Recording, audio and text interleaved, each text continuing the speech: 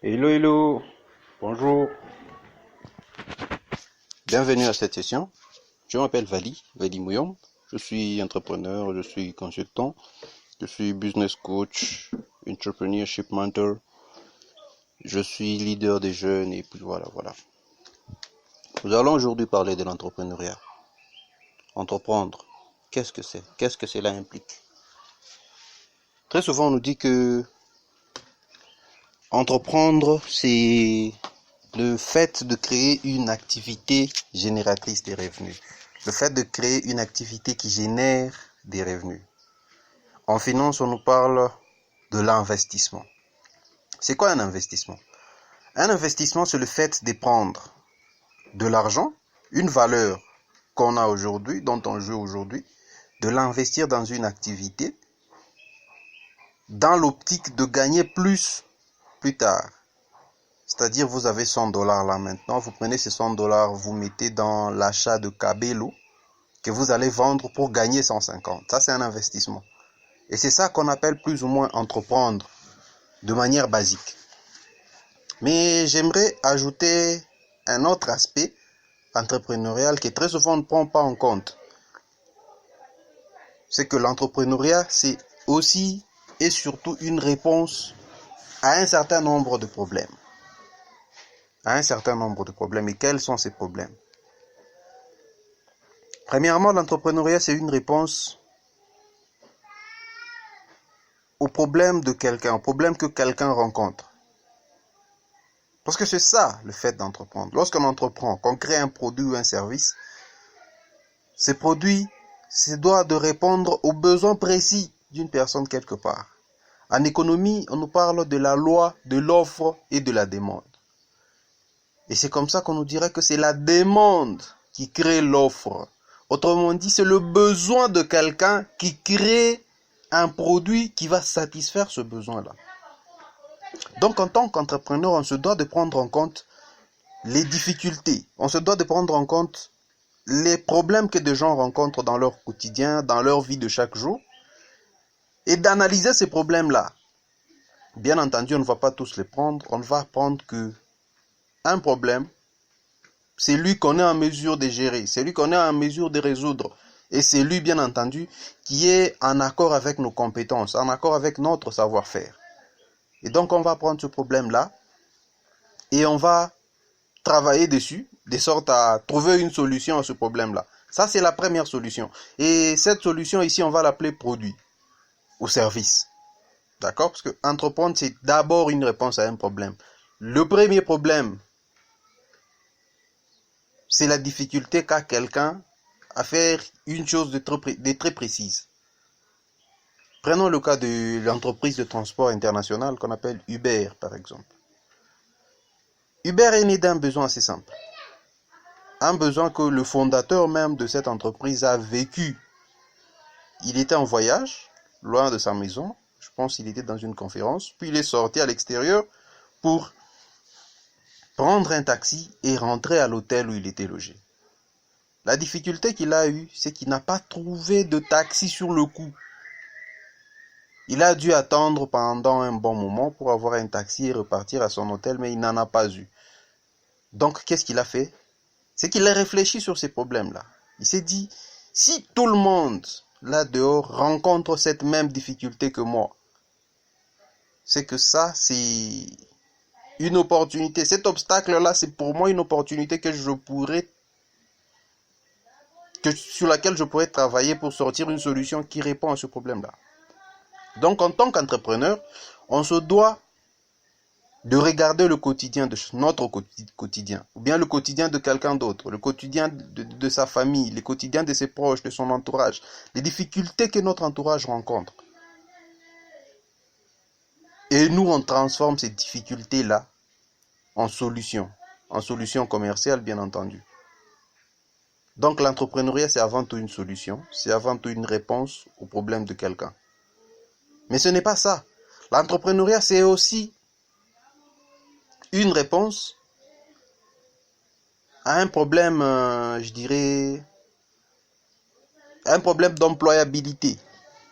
Aujourd'hui, on nous parle un peu partout dans le monde de la difficulté que les gens ont à accéder à des emplois, de la difficulté d'avoir un emploi. Rien qu'ici chez nous, c'est très difficile d'avoir un emploi. Vous avez beau postuler et voilà, c'est assez difficile. Donc en entreprenant, on se rassure d'une chose, on crée de l'emploi. D'abord pour soi-même, parce qu'on est les premiers employés de notre entreprise. En tant qu'entrepreneur, nous sommes les premiers employés de l'entreprise. Mais on ne crée pas que de l'emploi pour nous, on crée aussi de l'emploi pour d'autres personnes qui sont plus ou moins dans le même besoin que nous. D'autres personnes qui ont plus ou moins les mêmes difficultés que nous, qui recherchent un travail. On crée de l'emploi pour les gens. Ça, c'est la première composante. La deuxième composante, c'est que la troisième composante, c'est que l'entrepreneuriat, c'est une réponse économique. Une réponse économique, dans quel sens? Dans le sens où entreprendre nous permet, dans une certaine manière, de créer de la valeur. Sur la chaîne des valeurs, on vient ajouter notre propre valeur. Et cette valeur-là, c'est un travail qu'on a appliqué, travail qu'on a commercialisé qui nous permet d'avoir de l'argent, qui nous permet d'avoir du cash. Et dans ces cash-là, on va payer l'impôt, on va payer les taxes et autres. Du coup, en fait, notre activité en soi a un impact considérable sur le PIB du pays, sur le produit intérieur brut, mais aussi et surtout sur la balance de paiement. Là, on est beaucoup plus en économie. Notre activité, aussi petite soit-elle, tant qu'elle est formelle et qu'elle paie les impôts, elle a un impact considérable sur l'économie. Bon, pas considérable, mais elle a quand même un impact sur l'économie. Et en dernier lieu, je dirais, l'entrepreneuriat, c'est une réponse aux besoins de développement. Aux besoins de développement parce que on a des gens qui ont un besoin, c'est celui de scolariser leur famille, par exemple, mais qui n'ont pas de travail. Dans le simple fait que l'on crée des emplois et qu'on embauche des gens, ces gens-là sont en mesure de supporter la scolarité de leurs enfants, ils sont en mesure de supporter les besoins, de prendre en charge les soins médicaux et tout ce que cela implique.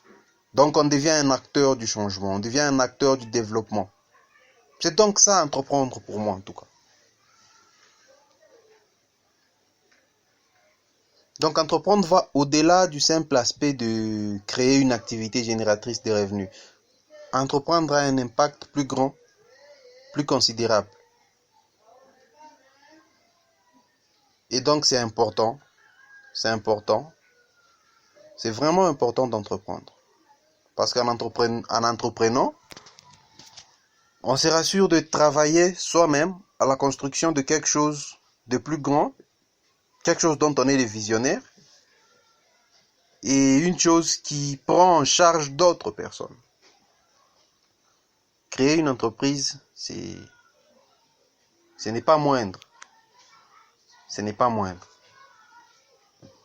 Donc pour devenir entrepreneur, c'est une discipline qui est accessible à tous. Il n'y a pas de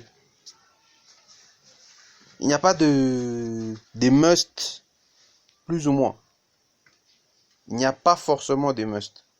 Tout ce qu'on doit savoir, c'est que pour devenir entrepreneur, avant tout, on se doit d'avoir une idée sur l'activité qu'on va mener, une idée sur les secteurs d'activité où on va s'installer, une idée sur le marché sur lequel on va s'établir, une idée sur les acteurs qui travaillent déjà sur ce marché-là, une idée sur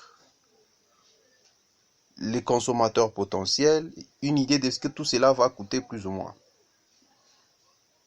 Bien entendu, pour l'idée de l'activité elle-même, elle peut venir des différentes sources. Elle peut venir d'une observation qu'on a fait, par exemple, dans sa vie de chaque jour. Ça peut venir d'une observation qu'on a faite sur sa famille, sur son entourage, sur son quartier, sur sa ville, son pays et autres. Ça peut aussi venir d'une réalité qui semble évidente. Mais ça doit être très clair. Entreprendre n'est pas seulement synonyme de créer une activité.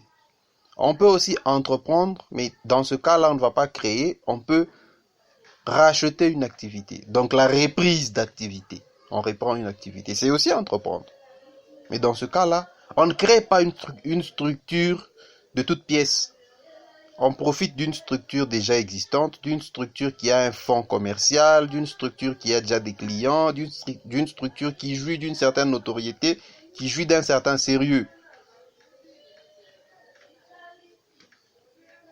C'est aussi ça, entreprendre. Donc, entreprendre peut aussi et surtout être le rachat d'une activité. Vous connaissez quelqu'un qui a une activité qui tourne et qui marche très bien. Et puis voilà, vous vous rendez compte que cette activité vous intéresse, que vous voulez l'acheter. Vous proposez au propriétaire et il est d'accord.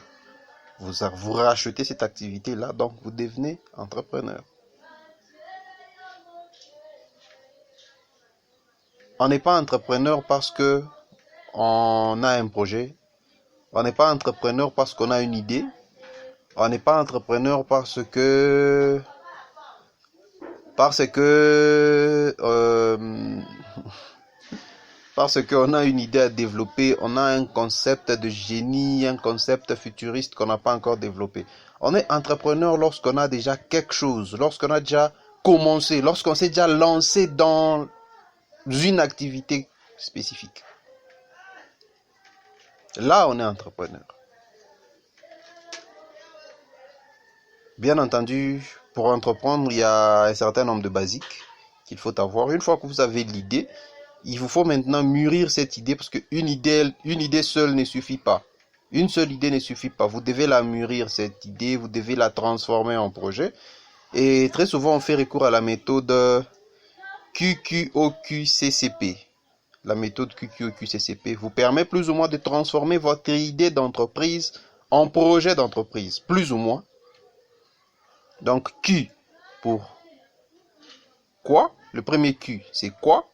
Vous parlez plus ou moins de votre idée d'entreprise, de votre concept.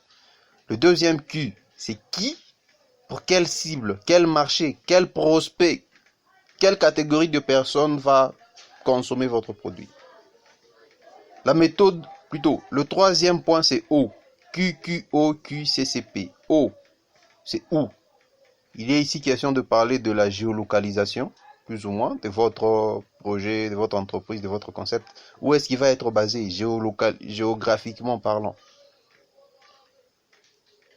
Le quatrième point, c'est le troisième Q. QQOQ. Le troisième Q, c'est quand. Quand est-ce que vous pensez implémenter votre entreprise? Quand est-ce que vous pensez créer cette entreprise? Quand est-ce que vous pensez travailler sur votre projet? Quand est-ce que vous pensez enclencher le procédure de création de votre plateforme? Puis on a le premier C. Le premier C, c'est comment. On va plus ou moins définir la procédure à établir. Comment est-ce qu'on compte créer son activité? Comment est-ce qu'on compte s'y prendre? Comment est-ce qu'on compte faire? Quels sont les aspects techniques de la chose? Quelles sont les stratégies commerciales, les stratégies de croissance, les stratégies financières? Bref, on détermine tout ça dans cet aspect des choses. Puis le deuxième C, c'est combien? Là, c'est une question beaucoup plus financière. On parle argent. Quelqu'un m'a dit un jour, les grandes personnes parlent chiffres. Donc là, vous parlez chiffres. Votre projet, il va coûter combien? Vous allez y mettre combien? Qu'est-ce que ça va vous rapporter en termes de profit ou en termes de bénéfices? Qu'est-ce que vous allez payer en termes d'impôts? Qu'est-ce que vous allez payer en termes de salaire et tout cela? Et en dernier lieu, nous avons l'élément P. Mais pourquoi? Pourquoi vous avez ce projet-là? Pourquoi vous avez cette idée-là? Pourquoi vous voulez travailler sur cet aspect des choses? Pourquoi vous voulez mûrir cela? Une fois que vous avez défini les 7 points plus ou moins, il est plus ou moins clair. Vous pouvez alors passer à l'étape suivante, qui est la création ou le développement d'un plan d'affaires, d'un business plan comme on l'appelle dans le jargon. Donc nous allons parler très prochainement, la suite dans l'épisode suivant. Donc d'ici là, si vous avez des questions, n'hésitez surtout pas. à nous contacter sur www.mouyombeconsulting.com.